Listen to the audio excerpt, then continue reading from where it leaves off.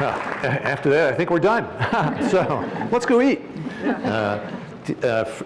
Before I forget, these comments, a couple things are running immediately through my mind. One, exutrix, that was the word. Doesn't that sound like a sexy way to die? Exutrix. And also I have taught Pat's children to chant, Yankees suck. So why don't we all start that way? What do you say? Loud as possible, let's flip out the conference. Let's start stupid. Here we go, ready? Yankees suck, Yankees suck, Yankees suck. Come on, louder, get into it. Okay, all right, that's enough of that. Here we go. First, let me start right. My mom and dad are 94 and 95. My father says it's a May-December romance. So they just had their 72nd wedding anniversary yesterday, so I'm hip to my parents particularly, and they taught me right. They said, before you do anything else, you say thank you. So I say thank you. You don't know me from a hole in the wall, and I don't know you. And chances are good that our roads are not going to cross much in years to come. So before I do anything else, I say thank you for your attentiveness, for your witness, for your generosity to me, right? That's what we should do in life, pay attention to each other. Let's start this conference right and say it's not about writing, it's about paying attention. That's what it's about. It's about attentiveness and witness and sharing. These are important things. All I want to talk about this morning is stories as food. Stories are nutrition. Stories are holy. Stories are powerful. Stories are not things that you jot on a piece of paper and publish in a freaking magazine. Stories are ways to connect to people in the most amazing ways. And if we don't do that, we'll have nothing but lies and sales pitches in our life. And if you accept that, you're an ass. Okay? So that's our beginning statement as our mission statement today, okay? But first of all, I'm not an academic. Probably one person here is not an academic. So, and I've always been sort of fascinated by academic and scholarly conferences. They don't seem very funny, you know? So let's start just by giggling, just to see what it feels like. I was talking to my dad yesterday. It was their wedding anniversary. You know, I was talking to my dad, and he reminded me of two Doyle family stories. So let me tell you these, just to get everybody relaxed, and we'll calm down. I get nervous. Let's just tell. So, big Irish Catholic family. We had 8 kids in the family. You're all Catholic, right? I mean, we're all good. Good.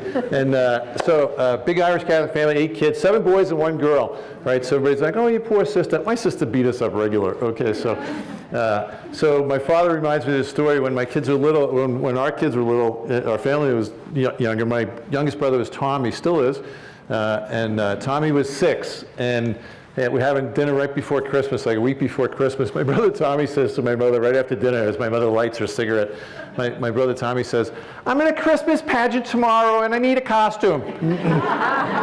So my mother takes a drag on her Benson & Hedges 100 and says to my sister, take care of that. So my sister says to my brother, you're in a Christmas pageant? Do not tell me you're Jesus, okay? That would be disturbing. What's your role in the pageant? And he goes, I'm a potato. And we're thinking, where is there a potato in the Christmas story? Well, it turns out that Nona, who's running the Christmas pageant, her thing is she wants to have all the little kids in the front, all the little kindergarten kids in the front of the stage, dressed as local flora and fauna. Okay, this is in Queens, New York. Okay, so it should be like switchblade knives and beer cans. But no, there's like hemlock trees and striped bass and stuff. And so my sister says, so you're a potato? Fine. And she goes and gets this little soiled brown raincoat from the pantry and drapes over my brother Tommy and says, you're a freaking potato. So the next day in the pageant, there's all these kids in their beautiful costumes that their mother's been working on for months, you know, and there's my brother Tommy looking like a flasher. And so the light, the shtick of the thing is the light hits each small child, and each small child says, Hosanna in the highest, right? You're all Catholic, you understand. Hosanna in the highest, 4 words, okay? How hard is that to remember? So the first 2 kids do it right, Hosanna in the highest, and everybody has that sigh. You know, only like when poets finish a poem, when they read a poem, everybody goes, what? How come nobody does that for essayists? Why, you know?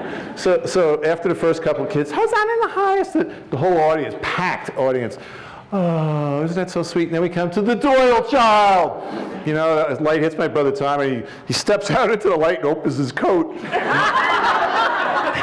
So my brothers and I are laughing, thinking this ain't going to end well, and Dad's not going to be happy about this. And suddenly he freezes. He forgot his line, you know. So it's funny for a minute, and then it's uncomfortable. You know, he's just standing there with his coat open, and he's completely frozen. Everybody's really sort of uncomfortable, and it's getting more uncomfortable by the second. And now we're starting to feel bad for him. You know, oh, the poor idiot. You know, and so, but suddenly you can feel the sap rise up in his body. He's 6 years old, but he's a very self-possessed 6-year-old. And he kind of screws himself up, and he steps into the light a little further, and he goes,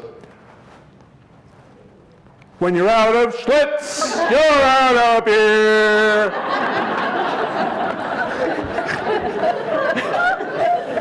There's a gasp of horror.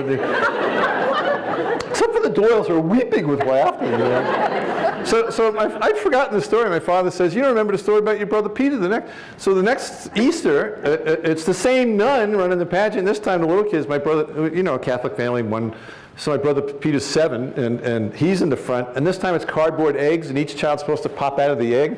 When the light hits the egg, each child pops out and says, "He is risen," right? You understand? So the first 2 kids do it right, and then we come to the Doyle child. Right? My brother Peter pops out of his egg, and he goes, "Jesus Christ, it's hot in there."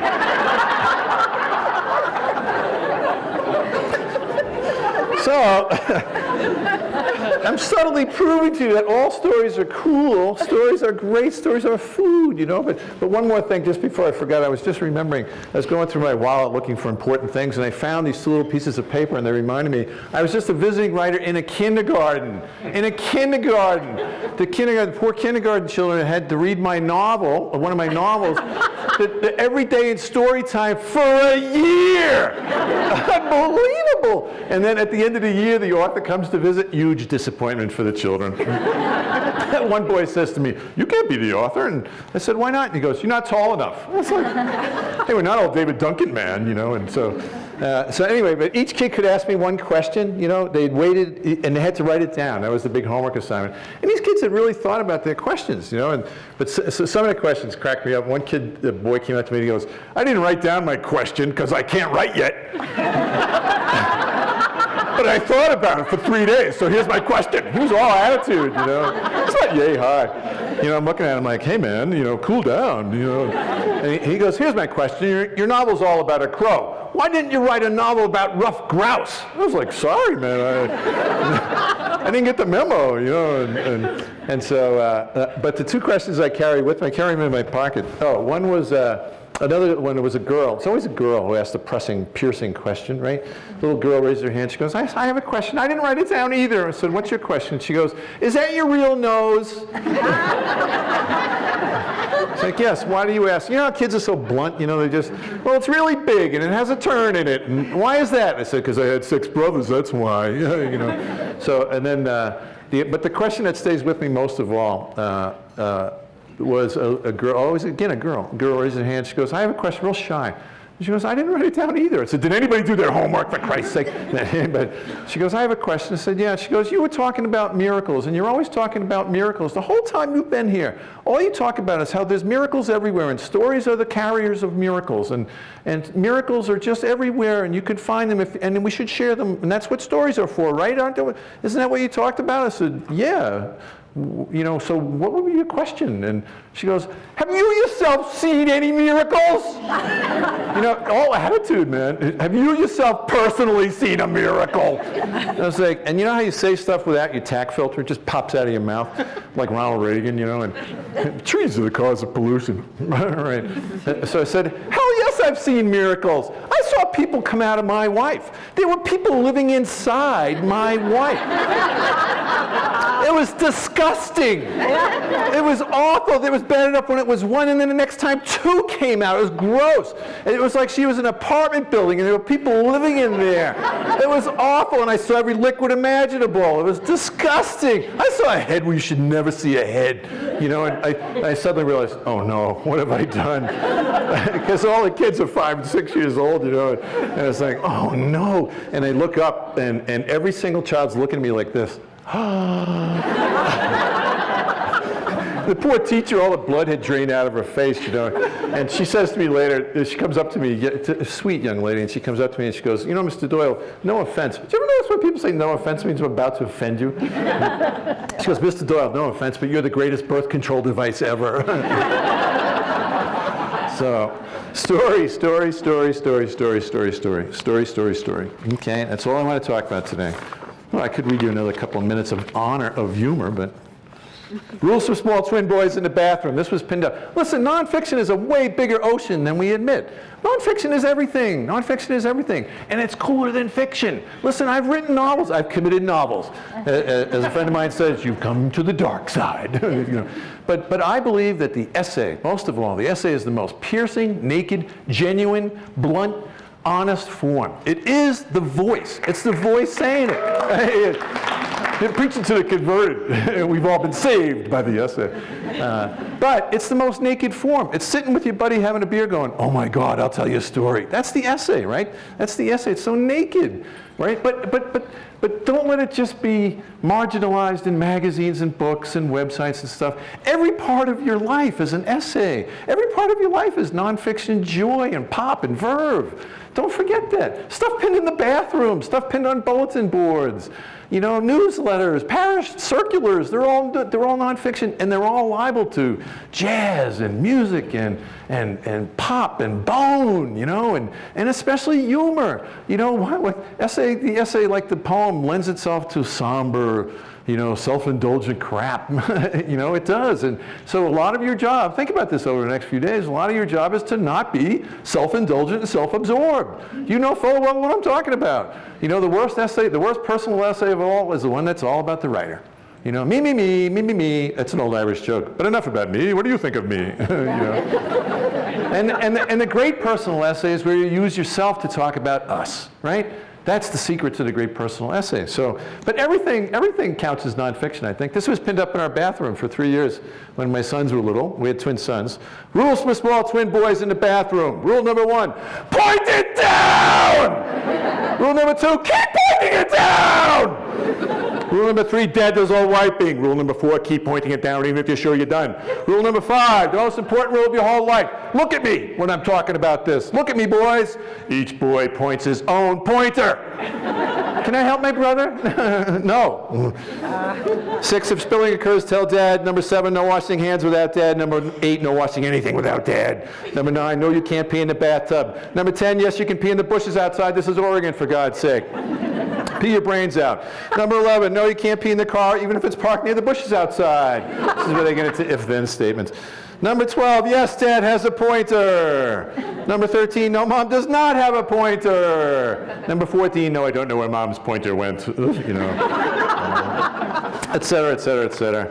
Other forms of nonfiction. One of the things I want to suggest to you is open your head. Pretend you're stoned without being stoned, okay? Let go. The most important thing I've learned as a writer, the 2 most important things I've learned in all these years, and I am old, man. One of my kids said to me recently, did you vote for Lincoln? I was like, well, he was a Republican, so. But the most important things I've learned, 2 things. 1, it's not about me. Huge shock. And maybe it's a male thing. Probably it is, come to think of it. But I was probably 30 before I realized, oh my God, it's not all about me. What a shock. And what a bummer, because it was all about me. But that made me much better as a man and much, much better as a writer, to realize it's about everybody else. Witness is the greatest single thing you can do with your work. If your work is only about you, that's catharsis. That's nice. It's therapeutic for you. Good for you. If it's about how you can catch and share stories of everybody else, for everybody else, using your tool, what a friend of mine called benign neurosis. That's what writing is, right? If you can do that, you win. Then you're using your tool right. And another thing I want to suggest to you bluntly, because I'm the dad, is you have a moral charge. I'm not talking religion, although I know you're all Catholic, right? But I'm not talking about that. You have a moral charge. You have an itch, an urge, a drive, a curiosity. You have some itch you gotta scratch. That's why you're sitting here, and that's why you sit your ass in a chair every morning and type, right? And if you don't do that as much as you can, as best as you can, It's not the most important thing in your life, and if you think it's more important than your family, you're making a terrible mistake. That's the William Faulkner sin. Shame on you, okay? But you have a moral charge. You were given a gift. It's a strange gift. You're not going to make any money, and it turns out you're not going to get the girls. A great shock to me. But you have a gift. Don't let it be just a thing, an occupation, an avocation, a profession, your scholarly expertise. It's bigger than that. It's bigger than that. You have a moral charge to catch and share stories. Because if you don't do it, it's not going to get done. And if you don't do it, there'll be nothing but sales pitches and lies. And that's a terrible world. I hate politics. I hate it. Because it's nothing but performance art and whopping lies. And it drives me nuts. I want politicians to tell me true stories. That's what I want. You know, I think all politicians should have to be registered essayists, it seems to me. You know, except for James Fry. Anyway, but think sideways. Everything is possible in the nonfiction world. You have the biggest possible umbrella for your work because it's so naked, right? Fiction has that little tiny guy saying, it's made up, right? Poetry lends itself, I mean, it's addicted to music. It's the greatest of written arts, I think, poetry at its best, but so much poetry is like, oh, it's so elusive, and suddenly is a line in French, or it turns out the whole poem is about somebody's left breast. That's disturbing, you know? So everything is possible for you. Everything is possible, right? Things my kids have said that they don't know, I know they said. I told Dad I did my homework, but the teacher didn't give us any homework today, so the joke is on Dad. These are things my children actually said. I know I said I'd be home at midnight, but I'm the one who said that. So when I decided to not be home at midnight, I was not actually late because I can change my mind. It's like, what? I walk into the kitchen one morning, my son Joey was explaining to his buddies the rules of the Doyle family. Rule number 1, wear pants. Pants are important. But he's explaining this rule as I walk into the kitchen. If our dad dies, our mom has to marry his next younger brother. And if he dies, she has to marry Uncle Tommy because he's the last brother in the family. It's an Irish thing. But if Uncle Tommy dies, our mom is an unrestricted free agent.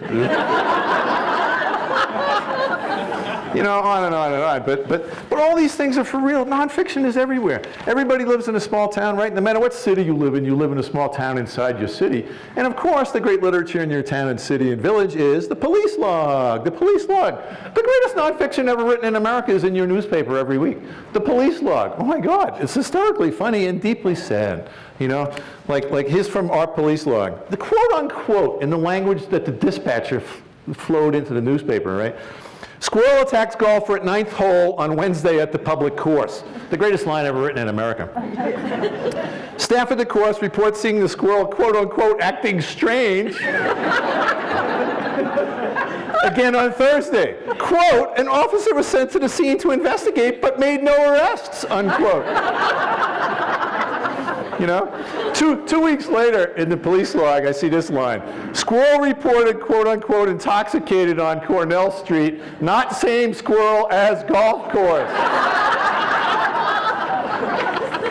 Unbelievable, unbelievable. You know? But look, to cut to the chase. You have a tool, you have a weapon in your hands. You catch and share stories. You know, don't let essays just be long considerations of this and that and the other. Detail, so much scholarly. I worked for colleges, universities for 30 years, and I know, believe me, I know the cardinal sin of academic writing is that it's long commentary on little tiny details from somebody else's long commentary on some little tiny detail. That's not good enough for me. I need a story. I need a story like food, and you are going to get it from me. Your story agents, story ambassadors, story carriers. You have the virus. You pay attention to the stuff automatically. You can't turn it off. If you're like me, you read the newspaper, you listen to the radio, you watch TV, but you hear that little tiny thing. It's like, oh my God, oh my goodness, that's a great story. Oh my God, don't you do that, right?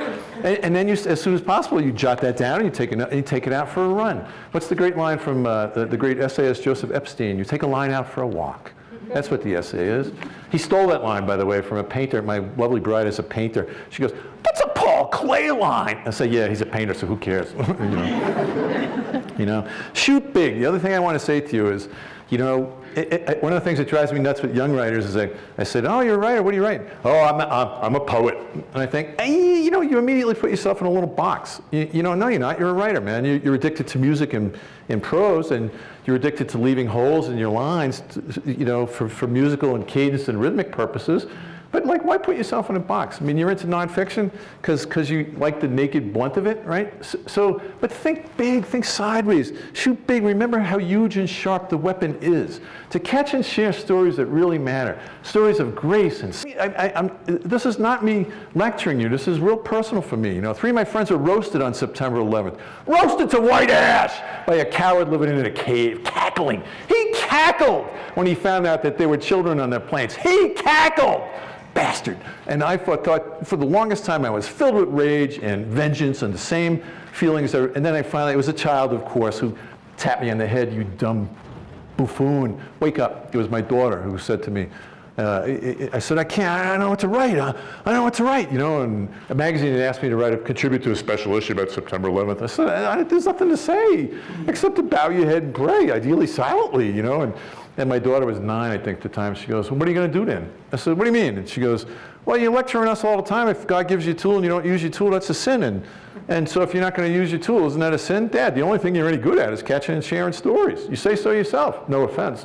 There it is again. I said, go to your room. But she was right. She was right. And I think that was a wake-up call for me to realize the only thing I got is to catch and share stories that are bigger than that kind of story. You know, and I've been obsessed about this ever since.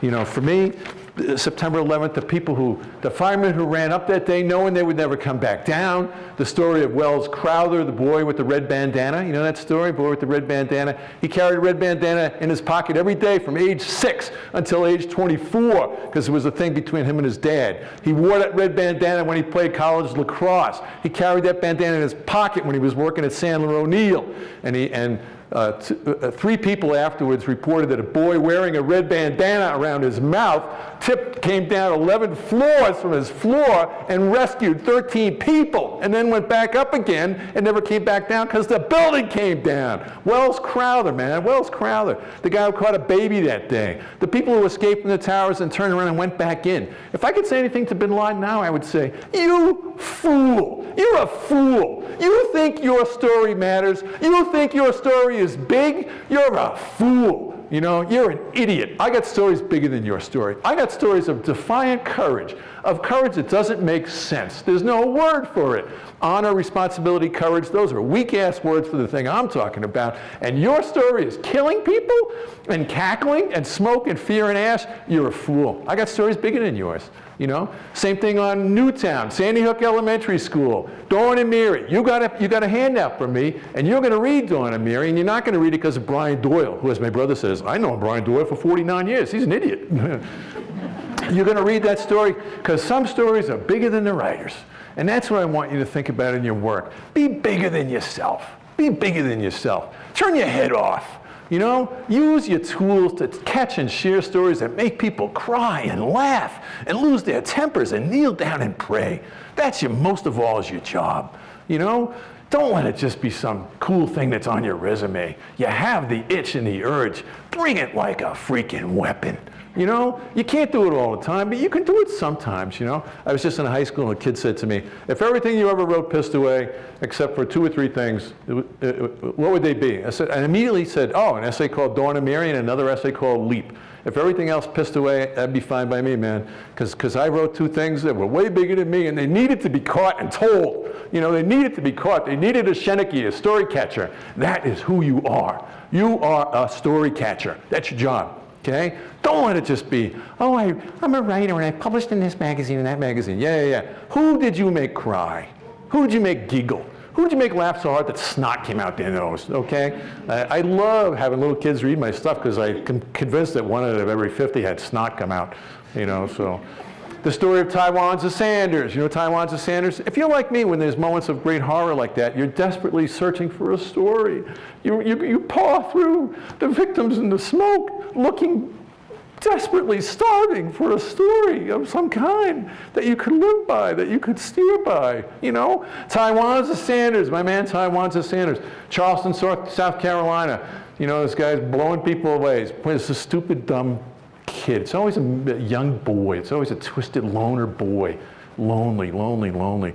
And here's this kid blowing people away. Tywanza Sanders, age 26 years old. Regular old geek, working at Taco Bell, you know, not really sure what's going on. He might take a class in community college. Tywanza Sanders, age 26, dove in front of his aunt and took the bullet from the guy. Tywanza Sanders. There's a story, I'm reading this story. Oh, thank you. I got a story to catch and share, my man Tywanza. You know, who's going to work for that kind of a thing? The last thing he did in this earth was jump and save his aunt.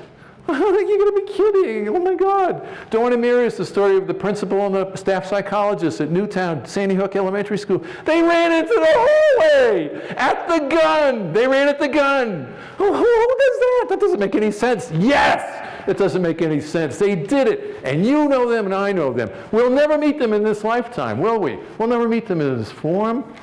But you know and I know what they felt when they ran into the hall, and Dawn Hochsprung famously said one of the survivors, lock the door behind us. You know, they ran into the hallway and they ran right at the kid with the rifle, but the rifle must have looked like a freaking cannon, and they ran right at it. And you and I know that they were feeling in their bodies, every atom was, you want to get to my children? You come through me. You know, and they got their heads blown off. Of course they got their heads blown off, but they did it anyway. And somebody should tell that story. As my father says with September 11th, if we tell the right stories, someday people will forget the name of the murderer. They'll remember September 11th as a day of unbelievable courage, of people running right at trouble. You know, a friend of mine was a fireman that day at a firehouse 20 miles out. He was out on Long Island. I said to him, he goes, we jumped on the truck, man. We got on that truck so fast, we bombed. I said, what happened? He goes, we slept in our truck. I said, what are you talking about? He goes, did you think we got to ground zero? Didn't you know, Brian? For 100 miles around New York City that day, the highways were packed, crowded, unmovable. Nobody could move because so many nurses and doctors and EMTs and priests and nuns and ministers and rabbis had jumped into their cars and bombed right at trouble. Hello? There are stories like this everywhere for you. If you would only look, you must let go of your ego and pay attention. It's about attentiveness and witness and sharing. It is. You can do that with humor. You know, nobody gets hurt when you tell something funny. You know, my great revenge with bin Laden was I finally had an epiphany one day and I realized, oh, he's a guy. Ha ha, I know guys. Guys are idiots. And every guy here, and in fact every woman here, come to think of it, knows that kind of bloviating, arrogant guy who thinks that he's really important and you know, he's always pronouncing and you know, he thinks he's a buffoon, you know, and the only way to puncture a guy like that, the only way to get through his ego is with humor, to make fun of him, right? So I wrote a whole series of pieces about bin Laden. Like everybody thought he wore a turban because he was Muslim. No, it's because he had a bald spot the size of Iceland under there. You know, and he dyed his beard. Did you see that? He dyed his beard. The visionary prophet of the overthrow of the West wanted to look younger. What an idiot.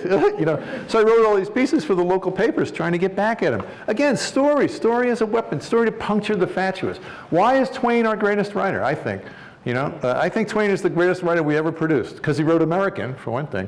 But also he was a genius at puncturing the fatuous and the arrogant. You know, he hated the way that religions claim wars. Oh, God's on our side. Really, God's on both sides. Is that right? God's on both sides. Twain, here's your homework assignment today. Read an essay by Mark Twain called A War Prayer. A War Prayer, in which he points out that when you pray to God for victory in your heroic battle against the infidel, what you're praying for is to see their entrails draped on trees. You're praying for their children to weep in despair. That's what you're praying for. You know, you read that thing, you'll never, ever read an account of any kind of pompous war baloney the rest of your life without thinking of that, right? Remember who you are. Remember who you are. You're agents of attentiveness, story catchers, story sharers, you know? Be witnesses. Listen, listen, listen. You must listen to everybody else. My father says you want to be a writer, you need to know 3 words and 3 words only. Really, then what? Says my father. Really, then what? He said, just vary the pitch and timbre. Really, then what? Give people a chance to tell their stories. Everybody is filled with stories of pain and grace and humor, everybody. And if you give them a chance, if you open their window and leave that window open and pay attention to them, they will tell you everything in the world, especially women, it turns out. My father, 2 years ago when he was only 93, he at our annual reunion, my father, still smoking his cigar. What difference does it make now? He says, yeah, you know. My father says, he's a master of the great pronunciation. He says, learning to ask a question and then shut your pie hole and listen to the answer is the secret to great literature and seduction. We're like, whoa, too much information. My mother's yelling from the other room. That's why we need 8 kids, for Christ's sake, you know. Anyway, how much time? I have 5 minutes. Do you guys want to do questions, or can I just keep riffing? Do you want to do questions and stuff? Can I just keep going? Right? Let me read you one page. Here's a witness piece, and I try to read this every time I do a reading to remind myself. Shut your ego down and use your tool to listen. Pay attention, and stories will come to you. Another thing that drives me nuts with young writers is they're always, oh, I want to be a writer, but I don't have any ideas. Like, I don't know what to write. And I'm like, yeah, you know, here's a little tip. Ask. Go around and ask people. In your own family, I cannot tell you how many people of my age have said, with tears in their eyes, why did I not ask my parents and my grandparents for their stories? Why? You know, the great Helen Garner, for those of you in the Australia nonfiction now, the great Helen Garner said, sobbing, why was I so egotistical that I didn't ask my parents for their stories? What was the matter with me? You know, and so if you don't know your family story, especially I say this with young people, if you don't know your family stories, then you're not being responsible to your family. Your family is only, everything is a story. Families are only collections of stories, many of them painful. You know, a lot of what family stories are about endurance and grace under duress. Isn't that so? Right? What are countries? What is America? It's a long story of a place that hasn't quite grown up yet. We're still incredibly violent. You know, we're still like a big teenager of a country thinking, oh, we can kick your ass, so therefore we're right. No, bad, no. You know, no, and get out of the bathroom. Anyway, here's a piece called Boots. Recently I met a quiet young woman who didn't say much, but what she said was wry and pithy and direct, and after a while I asked if I could take notes as she talked, and she said okay, and this is most of what she said. My name is Jacqueline. You can call me Jackie. Until recently you could call me Lieutenant. I'm now retired from the service. I'll be 27 years old on Sunday at 1400 hours. I have a dog named Gus. I was a hematology nurse. I'm in good health considering. I drink tea. I learned to love tea in Kirkuk. Some days we had tea 10 times a day. We found a samovar and learned how to use it. There was a man among us who could play that thing like a guitar. It got so we couldn't drink anything other than the tea he summoned from that samovar. It was a most remarkable tea. He vanished one day when his truck was hit by the bad guys. Another man took his place. He vanished too. I took his place. After a while, I forgot everybody's names. For a while, I called people by their numbers, but after a while, I didn't call them anything. That's when I knew I had war sickness, big time.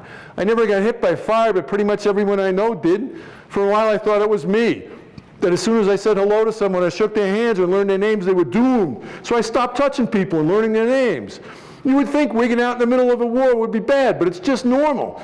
No one talks about what happens to the people nothing happens to, but something happens to them and no one talks about it. What a line, you know? No one talks about what happens to the people nothing happens to, but something happens to them and no one talks about it. Probably because we don't have any words for what happens. The fact is that wars kill words, but no one talks about that. Wars kill everything except more wars. Wars never end. They just hibernate and mutate and come back stronger somewhere else. Wars are the zombies of history. Some of what wars kill off, you see getting killed off, like kids in towns and schools and Saturdays, but some you don't, like birds. Birds don't nest in wars, you know, so pretty soon there's no birds. And what kind of world is that without birds in it? You notice things getting killed off little by little, and then after a while you stop noticing things altogether. You don't even notice yourself, you just get by. By the end, all I cared about was my shoes. You want really good boots in a war? Trust me on this one, I had the best boots you could ever imagine. And I kept those suckers clean and oiled and ready for anything. When I got out of the war, I kept wearing my boots for the longest time. I wore them with my pajamas, and with my bathrobe, and with shorts in the summertime. It's only the last few weeks I can go anywhere without my boots. Those are really good boots. When I own those boots, nothing can happen to me. Trust me on this one. I keep them on a special shelf at home just in case. You want to know something real and true but honest and deep about war? I'll tell you. Boots. Good boots are the secret, Mr. Doyle. Really good boots. It's like, oh man. Somebody tells you a story like that, you get your butt to your desk as soon as possible and write that down. You have a moral charge to witness people. You know, if we don't do this, it's not going to get done. And everybody, all the stories, the common stories in our culture and our political debate and common discourse are always stories of lies and pain and tragedy and horror. And I'm not saying that those are not great stories. I mean, they're great stories and they're necessary. But look, news and data and information, it's useful at best, but it doesn't go past that. Stories are different. Stories are big. We're human beings with little story-sized holes in our heads, you know? We remember stories. Lives change because of stories. They don't change because of data. You know, and I feel bad for kids these days. They're inundated by an ocean of data, and they're not reading stories as much as they should, I think. I think stories crawl right into your ear like brain worms, and they never come out. You can't, I mean, there's thousands and thousands of books written about the Holocaust, but I tell you a story about a 15-year-old girl who had to hide in her attic, you know? I tell you the story of Anne Frank. You never forget the story of Anne Frank, you know? I tell you the story of Dawn and Mary at Sandy Hook Elementary School. You'll never forget that story. And not because it was beautifully written or written by a guy who was a public clown, but because the story is freaking huge. And it matters that people have that kind of wild courage. And everybody has that. And wild, unshatterable courage. You know what I'm talking about. I'm not telling you anything you don't know. I'm reminding you what you do know. So take that and shape it. You know, don't let your work just be stuff that's on your resume. Don't let it just be something you do for your school. You know I got rank and tenure, very important, got that, because you're feeding your kids, got that. But don't forget the moral charge, the way every once in a while, if you do your work, if you stay at it long enough, if you work an hour a day, you know, you don't want it to be something you only do on your sabbatical and you only do on Saturday either. Sit your ass in a chair and do it every day. You know, it's normal to tell stories, to catch and share stories. It's normal. If you didn't catch and share stories, you'd never have any lovers, right? This is why your early love affairs didn't work out. I'm talking to this row, yes. Yeah, all the way down to you. Yeah, you. You know, where's the guy row? see, for men, you know, your first few love affairs didn't work out because you weren't telling good enough stories yet, boys. You were telling stories that were mostly half bullshit, you know. So, right. You were telling stories of performance in the early days. You know, it's an epic thing for a guy to finally realize, look, I'm just going to have to tell you who I actually really and truly am, and I hope to God you don't hate me. That's where marriages begin, it seems to me. All right? I mean, what is a marriage but every day somebody wakes up and goes, yeah, I'll endure you for a day. You know? I said to my lovely bride the other day, I feel like our marriage is one long Alcoholics Anonymous meeting, you know? One day at a time. And she goes, I'll give you credit for that, but that's an awkward metaphor. Another day I woke up and said, I woke up and I said, oh, you're still in the bed, I win. She goes, it's not a competition. I said, yeah, it is, because your other boyfriends were losers, that's why. You know, so anyway. So before I forget, look, so you got the theme today, right? You got the theme. But also, another thing I want you to remember is expand your mind for what is nonfiction. Expand your mind, brothers and sisters. Everything is nonfiction. I just wrote a book of prayers, which was, a press called me and said, we'd like you to do a prayer a day for 365 days. I was like, really? Because that's never been done before. I was like, no, that's stupid. There's 900 books like that. That's stupid. I don't want to contribute to that. And so I finally agreed, I'll do 100, but you can't edit me. And they said, okay. So I did a book of prayers, but these are nonfiction. Right? So here's just some of the titles, which will give it away. Prayer for all the dads of all the girls I dated before winning the girl lottery big time. Well, here's the first couple of lines. Sirs, I apologize. I saw your suspicious glances and I airily issued promises to you, but then, yes, I detained the slightest honorable intention as regards marriage. Sirs, I'm so sorry. Et cetera, et cetera. Here's another good title. Desperate prayer for patience with politicians with excellent suits and shoes and meticulous hair and gobs of television makeup who have utterly forgotten that their jobs are finally about feeding and clothing and protecting and schooling children. You know, good title, I thought. Oh, and then these started out as comedy for me. like the people who hold stop signs at construction sites, and in the county I casually toss slurs for comic effect, and I stand here ashamed and abashed and humiliated, and I quietly ask for your forgiveness. I pray for your courage and your patience with us who are cruel and dismissive and ignorant and worse.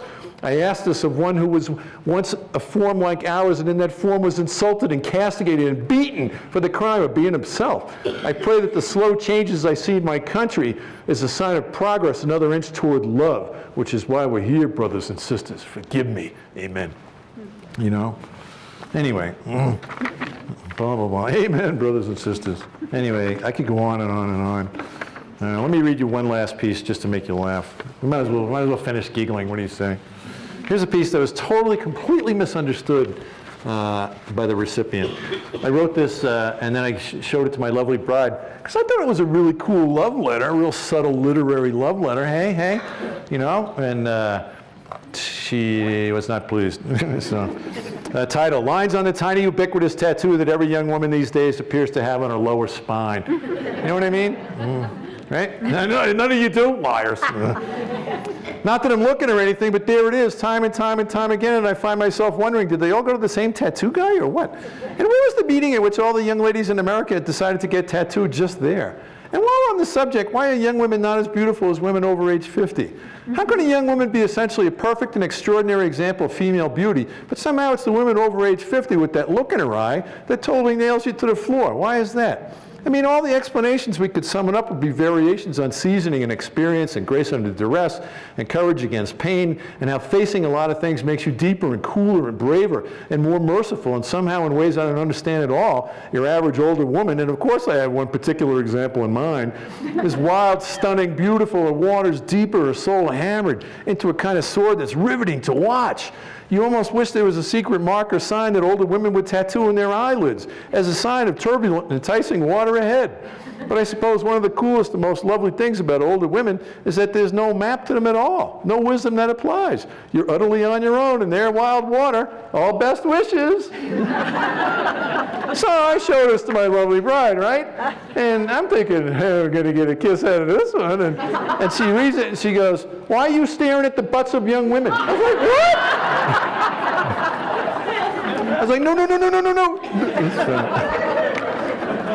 Anyway, do I need to sum up? You know what I'm talking about here, okay? Tell the story. Catch and share stories. Sheniki is the great word in Gaelic. Story catcher. It was a real job in my Irish culture. My great-grandfather was the village story catcher. You know, did he get paid? No, not much, but it was an important job. To catch and share stories over the course of time was a real job, and it mattered. You know, if you don't catch and share stories of your country and your people and what you hold important and what you think are virtues and vices, and what you'll have nothing. And your kids will be rotten children, rotten, snotty children, okay? Listen to, you know, I was just in Australia. Doesn't that sound cool? I was in Australia on a book tour. Doesn't that sound cool? I want to take up smoking. I was in Australia on a book tour. and a kid, I'm in a high school, and a kid says to me, all right, what's the greatest American story? Go ahead. You're going on and on about stories. What's the single greatest American story? Number one, you know, what's the world championship American story? And for once I had the right answer in my mouth at the right time. I was so proud. I wanted to call my mom, but the roaming charges are awful. So I said, yeah, the greatest American story of all? January 1, 1863, my young friend. January 1, 1863. As of that moment, 12:01 a.m. on that day, as of that moment, no more selling people in my country. No more going down to the village green and sticking your fingers in some guy's mouth and feeling his teeth to see if you should take him home and use him like a horse. No more going down to the village green and staring at a naked 16-year-old girl and thinking that you'll buy her and take her home. No more. Can't go down and buy a brown baby no more. Can't do it. No more buying people. And if you do it, you get busted. You go to jail. Right? And the guy who made that rule, he got his head blown off. And he knew he was going to get his head blown off, I think, and he damn well did it anyway because it was the right thing to do. That is a great American story. Yeah. If when I have dark days, we call them black dog days in the Irish world, when I'm filled to the brim with the violence and greed of my country sometimes, the awful, awful lies, I'm so overwhelmed by it. I always try to remember, well, I seek out a 4-year-old or a dog. They always cheer you right back up. Go find a 4-year-old, you know, and who's like trying to pee off the porch or cramming a peach pit up his nose, you know, or a dog. But then I also try to remember, we made Abraham Lincoln, damn it, and Bruce Springsteen and Flannery O'Connor. We win. Okay? You know? Okay.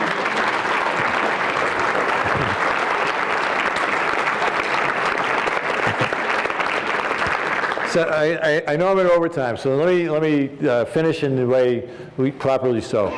Now you know me too well, all too well. But for an hour we were together, and this was not a lecture, this was not a homily, this was not a sermon. There was no wisdom given to anybody here. I got no authority and no wisdom. But you are my teammates. We are the clan of ink-stained wretches. We are the guild of scribblers and scrawlers. That's who we are. And you take that tool. You were given a gift. It is an awkward gift. It is a confusing gift. It maybe isn't even a gift that you wanted. But you got to take this gift and mill it to the nth degree of your possibility. Okay? You must do that. You can't let it slide by and be only some damn professional thing that you do. It's not good enough, and you know it, right? So take that and run with it. Okay? And thank you for your gift of your grace and your generosity and your witness to me and to mine. Amen.